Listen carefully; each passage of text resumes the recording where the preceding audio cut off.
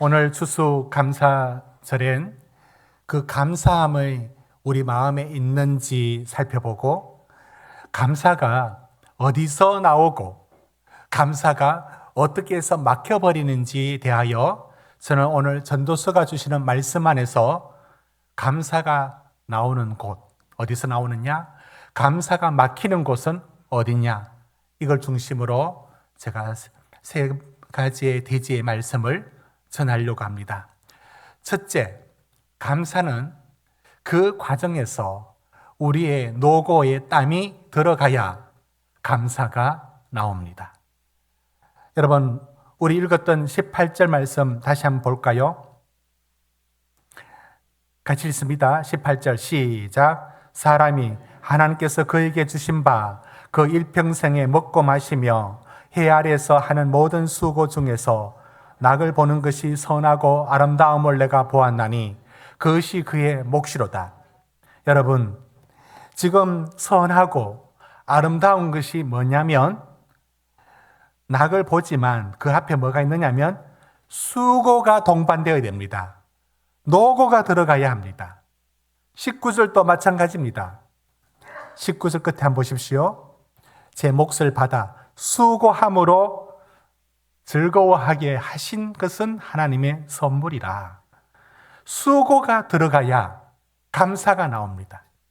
이 말씀은 전도서 3장 12절, 13절 말씀에도 동일하게 주어져 있습니다.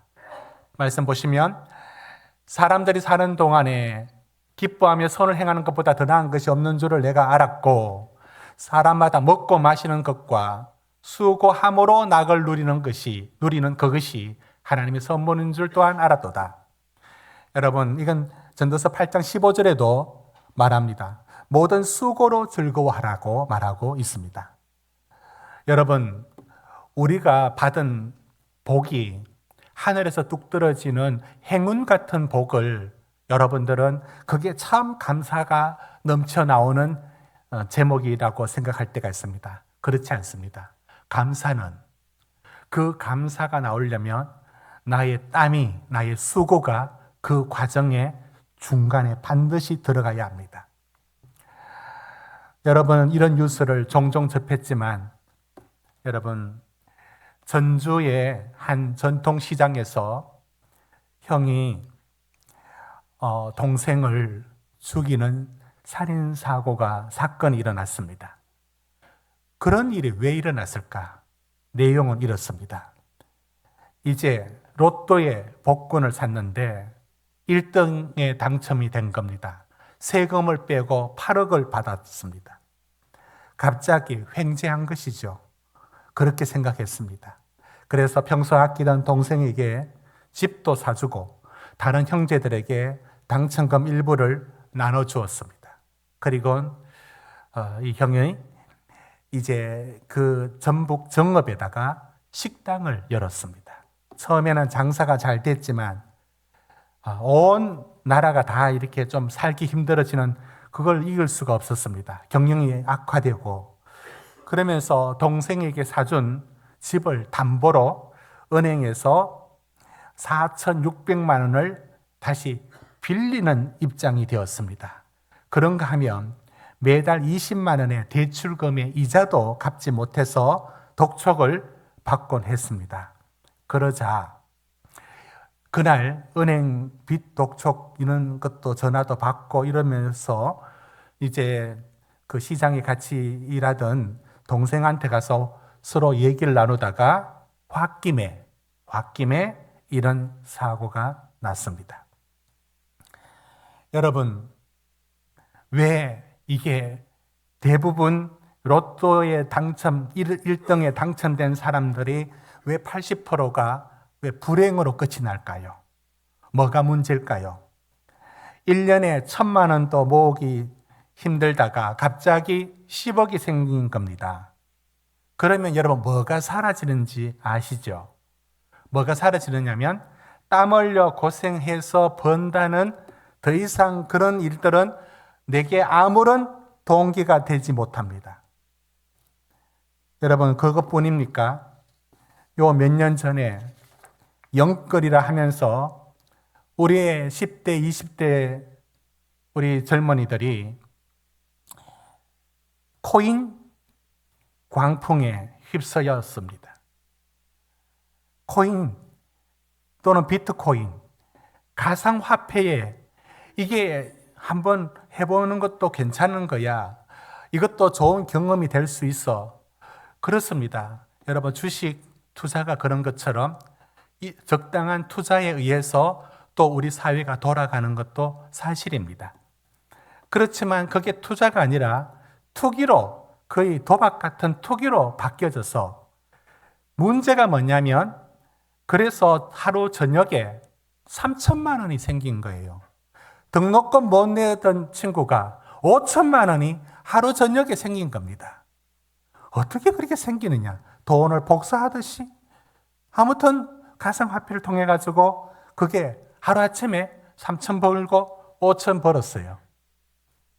문제는 뭐냐면 3천 벌었던 저녁에 일어난 아침은 어떤 아침이냐면, 그렇게 아둥바둥 일하러 가는 사람들 보면 우습게 보여요. 그렇게 지하철 타고 힘들게 일하여 한 달 300여만 원 벌었던 그 생활이 우습게 여겨져요. 그게 문제입니다. 결국에 잃어버리는 게 뭐를 잃어버렸냐면, 이렇게 열심히 해서 뭐 하겠다는 그런 삶의 동기를 다 잃어버립니다. 그러면서도 우리 사회는 또 부추깁니다. 여러분은 이런 부분에 어떠한 긍정적인 요인과 부정적인 요인을 서로 볼 수도 있지만, 이것이 상당히 어떤 이들에게는 인생에 어떤 결과를 가져오는지를 생각해 봐야 됩니다. 그래서 한 대기업 조선업에 다니던 사람이 갑자기 50억을 벌었대요. 그리고 사표를 냅니다. 그 얘기를 들었습니다. 50억 벌으니까 회사 다닐 이유가 없습니다. 그게 성공입니까? 그러면 그 인생이 어떻게 되느냐면, 내가 수고하고 살아가는 이 삶이 없어집니다. 여러분, 우리는 수고 없이 얻어진 게 복이라고 생각하지만, 이 과정에 나의 땀이 들어가지 않는 수익이 어떤 불행을 가져오느냐면, 살아갈 삶의 그 힘들게 살아가는 삶의 모든 동력을 허무하게 다 무너뜨려 버리고 맙니다. 그렇게 해서 잃어버리는 게 너무 큽니다. 하나님께서 성경의 지혜를 통해서 우리에게 주시는 게 무엇이냐면, 뭐가 복이 되느냐면, 힘써 애쓰고 땀 흘려 가는 이 과정이 포함되어야 됩니다. 하늘에 뚝 떨어지는 그건 복이 될 수가 없습니다. 복이 되는 사례가 거의 없습니다. 그러면 결국은 복이란 게 뭐냐면 땀 흘려 일하는 것. 그러면서 우리 생활이 주어지는 것이, 그게 그 속에 하나님의 복이 들어 있습니다. 감사는 어디서 감사가 나오느냐면, 여러분은 하늘에서 뚝 떨어지는 무엇을 보고 감사할 것 같죠? 여러분, 거기는 감사가 없고, 아니, 하나님은 그런 감사를 받지를 않습니다. 하나님은 우리의 수고와 노고, 애쓰는 과정을 통하여 얻어지는 것을, 그게 감사가 되도록, 우리 것이 되도록 만들어 주신다는 것을 놓치면 안 되는 겁니다. 한 친구의 얘기가 신문에 이렇게 해서, 자기가 경험한 자기 친구 얘기입니다. 로또에 2등으로 당첨이 되었어요. 그래서 5,500만 원 받았대요. 세금 다 떼고. 그런데 1등은 33억이 돌아갔는데 2등 받은 게 너무 아깝대요. 그것까지 좋은데, 그래서 5천만 원 갖고 뭐 했느냐면 선물 거래라고 이제 그런 투자를 했어요. 그런데 잘 모르면서 투자하는 거 남는 경우 없죠. 다 날렸습니다. 그리고 결과는 700만 원 빚졌다라고 하는데, 그게 문제가 아니라 항상 하는 말이 있답니다. 친구의 월급날이 25일, 실수령액이 320만 원 받는데 그날을 기다리던 그의 친구가 이제 그 한 달 그 돈 갖고 성에 차지 않는 겁니다. 그래서 이제 일은 하면서도 아무런 보람도 기쁨도 다 잃어버리고 있는 친구를 보면서 안타까운 얘기의 글을 신문에 적었습니다. 여러분, 우리에게 복은 수고와 땀이 들어가는 것이어야 하고, 이것은 시대가 아무리 달라진다 하여도 그저 투기 같은 투자를 하여 수입을 얻으려는 모든 시도들은 망합니다. 망해야 됩니다.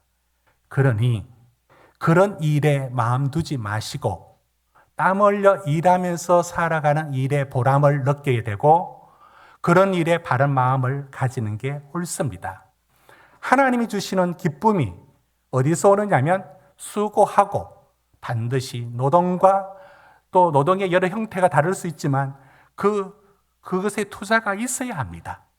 그런 것으로 참 감사가 되는 것이지, 이 중간의 노동, 이 중간의 수고와 애쓰는 과정에 정당한 노동의 부분이 빠져버리면 거기에는 일확천금만 노리는 허황된 것을 갖고 있습니다. 그러면서 그걸 우리 사회에서는 때로는 투자란 이름으로 미화시키고 때로는 신앙의 이름으로 뭘 포장을 시키는데 손바닥으로 하늘을 못 가리듯 하나님은 다 아십니다. 그런 시도와 그런 마음을 하나님은 기뻐하지 않습니다. 우리 삶에 있는 것들에 대하여 수고와 땀을 흘리는 일을 보람됐다고 그게 감사로 돌아온다는 걸 잊지 말아야 합니다. 두 번째, 여러분, 가진다고 복이 아니라 누려야 복입니다. 두 번째, 누리는 것이 복입니다. 오늘 19절 말씀 한번 보십시오. 19절 말씀 보시면 또한 어떤 사람에게든지 하나님이 재물과 부요를 그에게 주사 능히 누리게 하시며 제 몫을 받아 수고함으로 즐겁게 하신 것은 하나님의 선물이라. 여러분, 누리는 것은요, 그저 물질만 소유하는 것이 아니라 그게 하나님이 주신 축복인 것을 감사하며 사는 삶이 누리는 겁니다. 가졌지만 누리지 못한 이들이 너무 많습니다. 내려와서 6장 2절 한번 보십시오. 자, 6장 2절 같이 읽습니다. 시작. 어떤 사람은 그의 영혼이 바라는 모든 소원에 부족함이 없어 재물과 부요와 존귀를 하나님께 받았으나 하나님께서 그가 그것을 누리도록 허락하지 아니하셨으므로 다른 사람이 누리나니 이것도 헛되어 악한 병이로다. 보십시오. 여기 나와 있는 게 이렇게 말하고 있습니다. 이 사람은 왜 자기가 많은 것을 받았는데 누리지 못합니까? 그런 인생도 있더라라는 것만 말할 뿐만 아니라 여기에는 뭘 말을 하느냐면 가졌지만 누리지 못하는 것이 있음을 말해줍니다. 여러분, 잠언서 17장 1절에 마른 떡 한 조각만 있고도 화목한 것이 제육이 집에 가득하고도 다투는 것보다 나으니라 말씀이 있습니다. 여러분, 마른 떡 한 조각이라고 하는 그 별로 없는 것으로도 누리며 사는 가정이 있습니다. 그게 화목이 있고요. 그런데 많이 있어서 제육이 넘치도록 있으면서도 그걸 누리지 못하니까 오히려 더 다툼만 일어나는 경우가 있습니다. 이런 부분들에 대하여 전도서는 우리 삶에 도전합니다.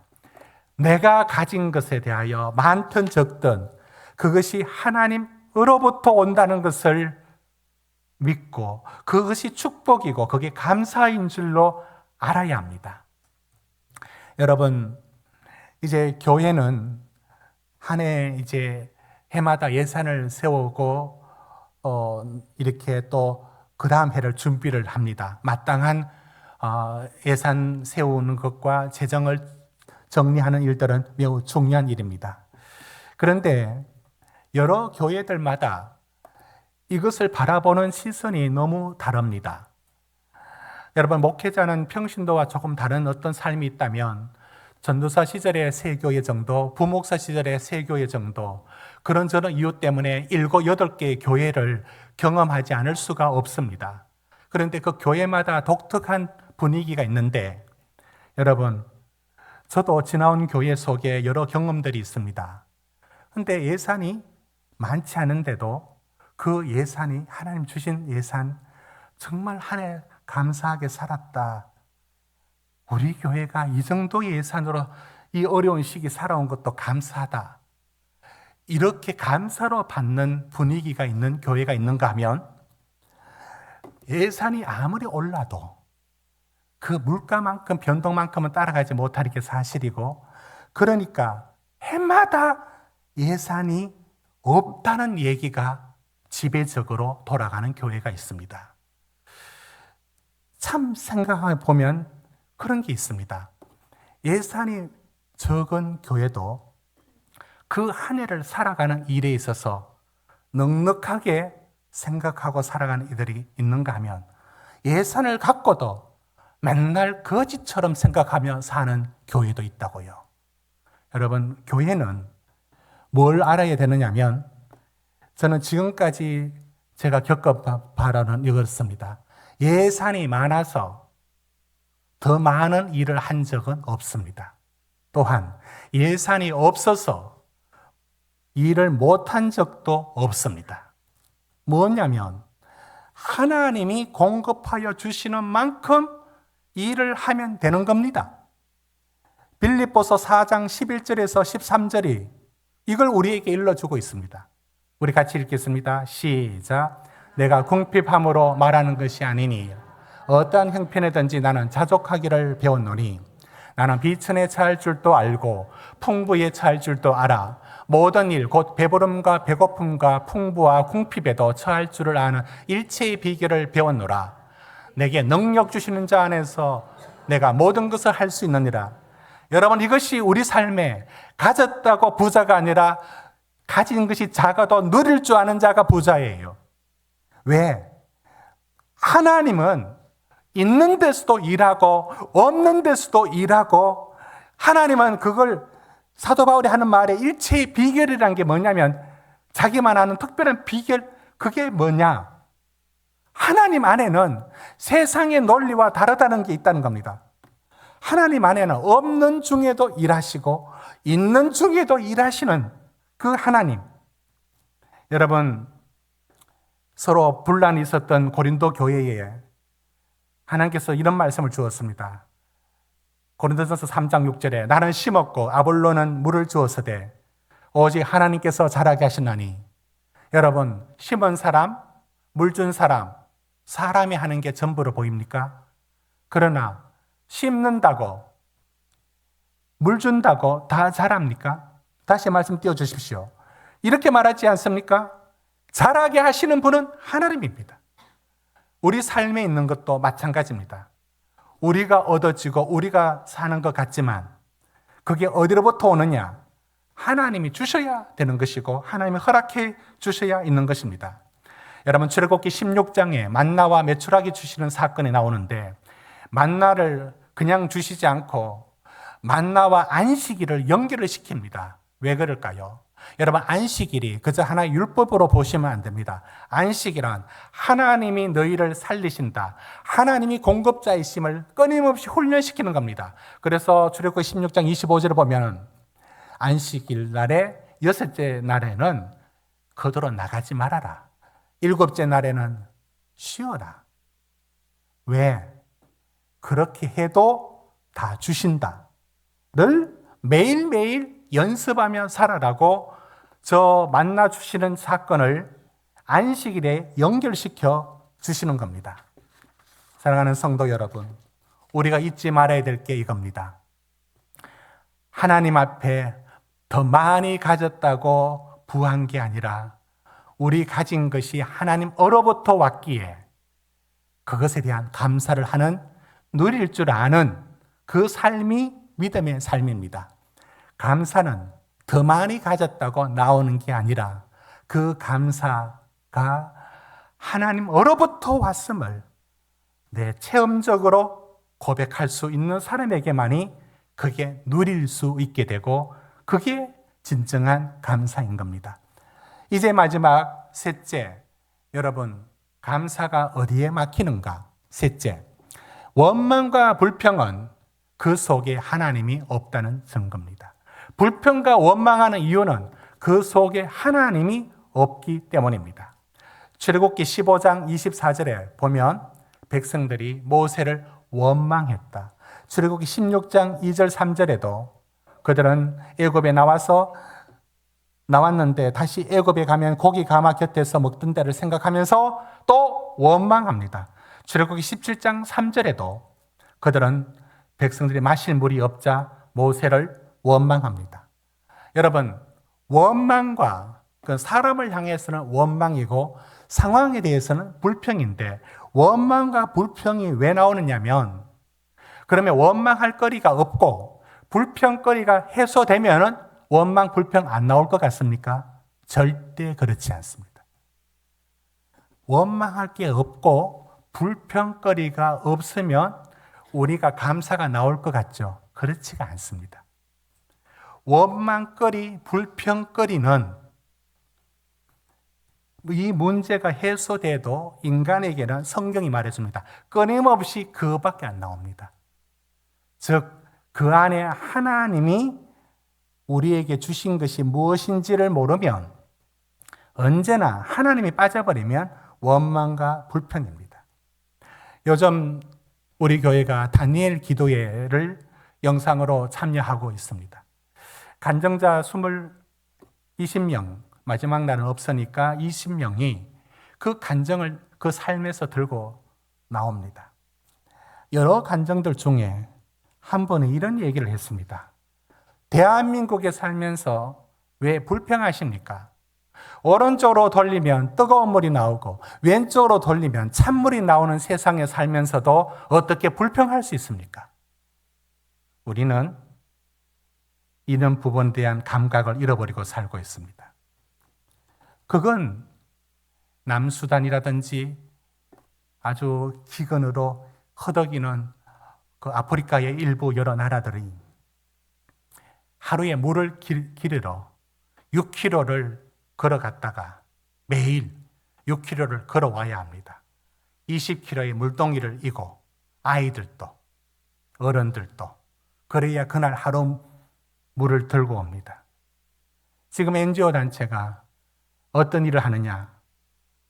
여러분, 우물 파는 일도 그것도 여러 가지가 힘이 듭니다. 그래서 하마 물통 프로젝트라는 것을 하고 있습니다. 사진 보시면 이렇습니다. 20km 되는 물을 이고 다니지 않고 저기에 물이 90리터까지 들어가는데 저걸 이렇게 드럼통을 굴러서 가니까 훨씬 이동하기가 쉽죠. 우리 생각하면 아니 우물도 파고 상수도 넣고 그러면 좋은 것 같죠.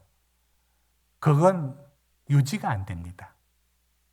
한 사회의 인프라가 하루아침에 갑자기 저것만 좋아질 수가 없습니다. 그 상황에 맞는 도움이 줄 수밖에 없는 거예요. 그러니까 그것은 저런 식으로 도움을 줄 수밖에 없습니다. 그래서 저 물통을 한 사람씩 우리 선물하자. 이런 운동을 이제 NGO에서 하고 있는 것 아니겠습니까?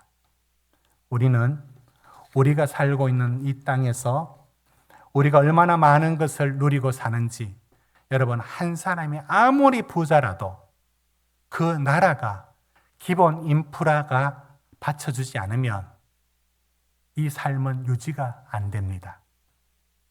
여러분, 우리 안에 저는 작년에 제가 그동안 읽어왔던 우리나라에 대한 경제적인 수준에 대한 얘기들을 확 뒤집는 책을 보게 되었습니다.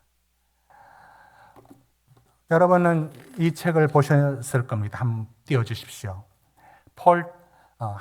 팩트 폴리스라는 것은 저게 이제 영어로 사실에 충실한 이런 뜻이죠. 한스 로슬링이라는 저 스웨덴 의사이고 통계학자입니다. 저분이 이제 병원에서 2달 정도밖에 살 수 없다는 암 진단을 받습니다. 그런데 이 두 달을 어떻게 살까 하다가 자기가 세상 사람들이 너무나 편견에 사로잡혀 살더라는 거예요. 그거 어떻게 알았느냐? 통계학으로 이 전 세계 부분들의 자료를, 데이터를 조사하고 정리해 보니까 우리가 생각 외로 얼마나 잘 살고 있는지 부분들을 통계적으로 내놨습니다. 수치 없이는 세상을 제대로 볼 수 없고 수치만으로도 세상을 제대로 볼 수 없다는 유명한 말을 저분이 남기고 저분은 저 책을 내고 돌아가십니다. 그런데 저 책에서 우리 한국에 대한 부분이 나옵니다. 넘겨서 표지 속지 넘기면 세계를 4등급으로 수준을 나눕니다. 그 등급에 나누는 기준들이 있습니다.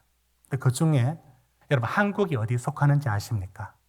저는 제가 다녔을 때 중고등학교의 교과서, 사회 여러 가지 책에서 우리를 자꾸 개발도상국, 선진국 들어가자마자 선진국 정도 이렇게 얘기했습니다. 여러분 그렇지 않습니다. 한국은 명백한 통계학자에 의하면 상위 5%에 속하는 전 세계의 상 중에도 상위입니다. 이런 나라의 놀라움을 우리는 모르고 있습니다. 우리가 정작 모르고 있습니다. 여러분 트럼프가 그냥 주한미군 돈 많이만 받아내려고 한국에 돈 많다 얘기하는 게 아니라 그건 팩트입니다. 실제 그렇습니다. 우리가 살고 있는 이 땅이 하나님께서 복음을 주시고 이 나라 민족에게 근대화와 함께 더불어서 산업을 일구게 해주셨고 또 한강의 기적을 주셨고 더불어서 민주화까지 이룬 세계 유일한 나라에 이 선물을 살고 있습니다. 전도서의 말로 빌리면 이것이 하나님의 선물이다 라고 했을 겁니다. 대한민국은 하나님이 주신 선물이다라고 말할 겁니다. 그런데 우리나라만큼 원망과 불평이 많은 곳이 없습니다. 사회적인 이런 불평과 원망에 이거를 사회적인 통계에 낭비되는 부분들 따지면 전 세계의 OECD 국가 중에서 통계적으로도 너무 많은 불평의 거리가 많은 나라가 우리나라입니다. 하나님 보시면 대한민국이 어떻게 보이느냐면 얄밉고 회초리로 한 대 맞아야 될 정도의 나라입니다. 우리 마음이. 네가 뭘 누리고 어떻게 사는데 오른쪽으로 돌리면 따뜻한 물 나오고 왼쪽으로 돌리면 찬물 나오는 세상에 살면서 불평은 더없이 많이 불평하고 있습니다. 이유가 있느냐? 이유가 있겠죠. 그러나 여러분 상대적인 빈곤과 절대적인 빈곤이라는 것도 차이가 있겠죠. 그런 거 다 감안하더라도 우리 삶에 우리는 하나님 앞에 우리 민족에 너무 감사가 없습니다. 우리 삶은 어떻습니까?